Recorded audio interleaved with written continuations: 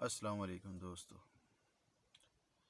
تو آج ہم جس حوالے سے بات کرنے لگے ہیں کہ قرآن پاک کو اگر بغور تسلی سے پڑھا جائے، مطالعہ کیا جائے، اس کو سمجھا جائے تو ہم پہ یہ واضح ہو جاتا ہے کہ اللہ تعالیٰ نے انسان کی ہدایت کے لیے جو بیسک بنیادی طور پہ 3 چیزیں ہیں۔ پہلا ہے الہامی طریقہ۔ قرآن پاک میں اللہ تعالیٰ نے بار بار یہ فرمایا کہ اپنی انبیاء کرام کو بھیجا، ان کے ذریعے اللہ تعالیٰ نے کتابوں کو نازل کیا اور انسان کو ہدایت کا رستہ بتایا۔ تو فی زمانہ اگر آج ہم دیکھیں تو بے شمار لوگ ایسے ہیں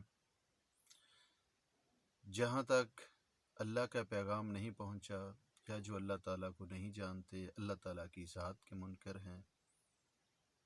تو اس حوالے سے بھی اللہ تعالیٰ نے قرآن پاک میں 2 واضح چیزوں کے متعلق فرمایا کہ پہلا یہ کہ اے انسان کبھی اپنے اندر غور کر، انسان کے جسم کے متعلق، اس کی باڈی کے متعلق اللہ تعالیٰ نے فرمایا کہ انسان کبھی اپنی آنکھوں کو دیکھا، کبھی اپنے کانوں کو دیکھا، اپنے ہاتھ کو،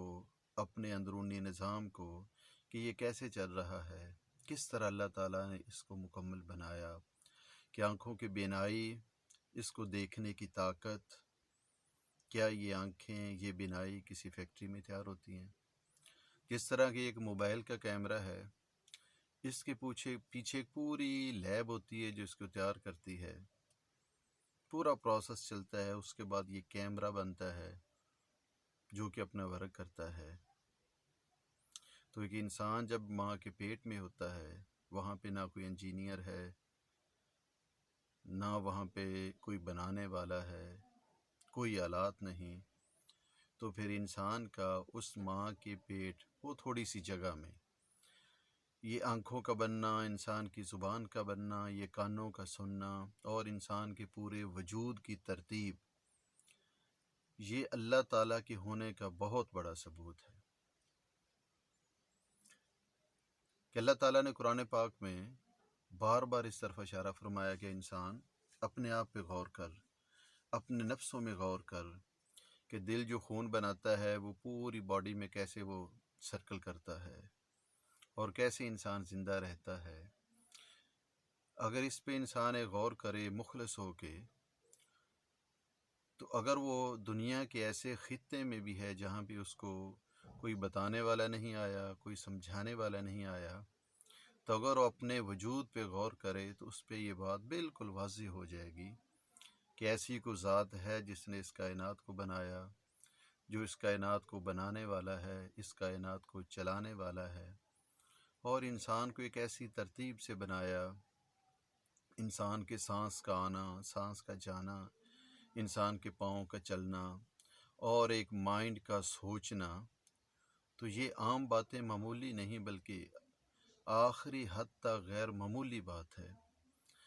کہ ایک جو مادہ ہے اس میں شعور کہاں سے آیا۔ یہ ایک بہت بڑا کویسچن مارک ہے کہ لوگ کہتے ہیں کہ یہ سب کچھ یہ مادے سے ترتیب میں آ گیا، بگ بینگ ہو گیا، تو مادے میں شعور کہاں سے آیا، اچھے برے کی تمیز کہاں سے آئی؟ اللہ تعالیٰ نے ہر انسان کے اندر یہ چیز رکھ دی ہے، اچھائی اور برائی کے معیار کو واضح کرنا۔ دوسرا اگر ہم دیکھیں تو قرآن پاک میں ہر ایک سے دوسرے رکوع میں اللہ تعالیٰ فرماتا ہے کہ انسان کبھی زمین کو دیکھ،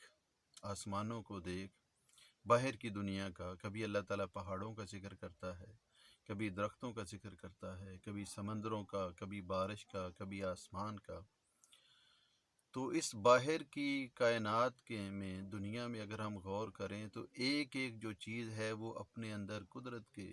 لا تعداد راز جو ہے وہ چھپائے ہوئے ہے، کہ ایک جو بیج ہے اس کے اندر مکمل درخت ہے اور ہر پھل کا اپنا اپنا ذائقہ ہے۔ ایک ہی زمین میں مختلف بیج بو دیں، زمین ایک ہوگی، خطہ ایک ہوگا، پانی ایک سا لگے گا، لیکن ان پھلوں کے رنگ مختلف ہیں، ان کے ذائقے مختلف ہیں، ان کی شکلیں مختلف ہیں۔ تو یہ اللہ تعالیٰ کی حکمتیں، اللہ تعالیٰ کی قدرتیں. جو پھلوں میں ٹیسٹ ہے، ذائقہ، وہ انسان نہیں بھرتا. کوئی فیکٹری نہیں کہ جی پھلوں میں ذائقے بھرے جاتے ہیں. یہ اللہ تعالیٰ کا شاہکار ہے. بارشوں کو دیکھیں تو کیسی ترتیب سے سمندر سے بھاپ کا اٹھنا، پھر ہواؤں کا اس کو لے کے پہاڑوں پہ جانا، وہاں پہ بارش ہونا برف کی شکل میں، پھر وہاں سے پانی کا ندی نالوں میں چلنا، چشموں سے چلنا، دریاؤں میں بہنا، اور پورے میدانی علاقوں کو سیراب کرتے ہوئے سمندر تک جا پہنچنا. اس درمیانی پروسیس میں انسان پانی سے بے شمار چیزیں اپنے لیے لیتا ہے. انسان کی خوراک کا سارا دار و مدار زمین سے ہے، اور انسان کی خوراک کا سارا دار و مدار پانی پہ ہے. پانی سے اناج کا ہونا، سبزیوں کا ہونا، ہر چیز کا ہونا جو کہ انسان کی بقا کے لیے ضروری ہے. تو یہ اللہ تعالیٰ کی بہت واضح نشانیاں ہیں. ایسے دوست، ایسے لوگ کہ جو ایسی جگہ پہ ہے، ایسے خطے میں ہیں کہ جہاں ان تک کوئی ہدایت بھی نہیں پہنچی، تو اگر یہ دنیا کے باہر کے نظام کو دیکھیں، آسمان کو دیکھیں کہ کتنی صدیوں سے جو چاند ہے وہ اپنی جگہ پہ چل رہا ہے، سورج ہے وہ اپنی جگہ پہ چل رہا ہے، اپنے اپنے مدار میں، کوئی ان میں ترمیم نہیں، کوئی تبدیلی نہیں، کوئی چھٹی نہیں، کوئی رکاوٹ نہیں. گلیکسیز کو دیکھیں تو دنیا کا وجود تو بالکل زیرو ہے. اتنی بڑی گلیکسیز، اتنی کہکشائیں، اتنے سیارے جو اللہ تعالیٰ نے بنائے، تو انسان حیران رہ جاتا ہے کہ اس کائنات کو کیسے ایک بہترین اور اچھی ترتیب سے بنایا گیا. تو انسان پہ واضح ہوتا ہے کہ بے شک کوئی ذات ہے کہ جس نے اس کائنات کو بنایا، جس نے اس کائنات کو تخلیق کیا. تو کائنات کے ہر ذرے میں اگر ایک چھوٹے سے پودے کو دیکھیں، اس کے بیج کو دیکھیں، اس کے پتے کو دیکھیں، تو اس میں بے شمار ہمیں چیزیں اللہ تعالیٰ کی قدرتی جو ہیں وہ مخفی نظر آئیں گی. بے شمار اس میں راز ہیں کہ اس کو کیسے بنایا گیا. ہر پتے میں اللہ تعالیٰ نے کیسے زندگی کو بھر دیا. جانوروں پہ دیکھ لیں تو ایک بچہ جب پیدا ہوتا ہے، ایک بکری کا بچہ لے لیں، گائے بھینس کا بچہ لے لیں، پیدا ہوتے ہی اس میں یہ شعور کہاں سے آ جاتا ہے کہ وہ پیدا ہوتے ہی چند لمحوں میں وہ دودھ کے لیے اپنی ماں کی طرف دوڑتا ہے، ماں کی طرف لپکتا ہے. اور پھر ایک ماں میں بکری، بھینس، گائے، اس میں وہ جذبہ، وہ محبت کون بھرتا ہے کہ وہ چند منٹوں کا جو اس کی اولاد بچہ ہے اس کو کیسے وہ پیار کرتی ہے، کیسے اس کو اپنی زبان سے وہ صاف کرتی ہے. تو بے شک یہ اللہ تعالیٰ نے ان ہر چیز میں انسان کے لیے نشانیاں رکھی. اونٹ کے متعلق فرمایا کہ انسان کبھی غور کیا کہ اونٹ کو اللہ تعالیٰ نے کیسے بنایا، اس کی شکل، اس کی حیت، اس کا چلنا، اس کی باڈی، کہ کوئی بھی ایسی چیز نہیں جس میں قدرت کی بے شمار راز نہ ہوں، بے شمار حکمتیں نہ ہوں. شرط یہ ہے کہ انسان کبھی غور کرے، انسان کبھی سوچے، اپنے خالق کی تلاش میں نکلے، تو بے شک ہر لمحہ، ہر جگہ پہ اس کو اس کا اللہ ملے گا. لیکن اگر وہ غافل ہے تو پھر اس کے پاس خواہ نازل کی ہوئی کتاب آ جائے، اس کے پاس پیغمبر کے پیغامات آ جائیں، اتنے بھی سمجھانے والے آ جائیں، تو بے شک پھر وہ غفلتوں کے پردے میں ہی رہتا ہے.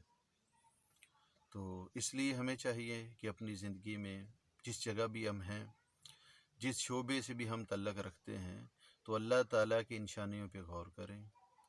ان کو سوچیں، ان کو سمجھیں. تو بے شک ہمارے لیے بہت سے راز ہیں. ہر لمحہ پہ ہمیں اللہ تعالیٰ ملے گا، اللہ تعالیٰ کی ذات ملے گی، اللہ تعالیٰ کی جلوے ملیں گے. تو انشاءاللہ اس کے علاوہ نیکسٹ ٹائم انشاءاللہ تعالیٰ باقی بات کریں گے. اوکے، اللہ حافظ.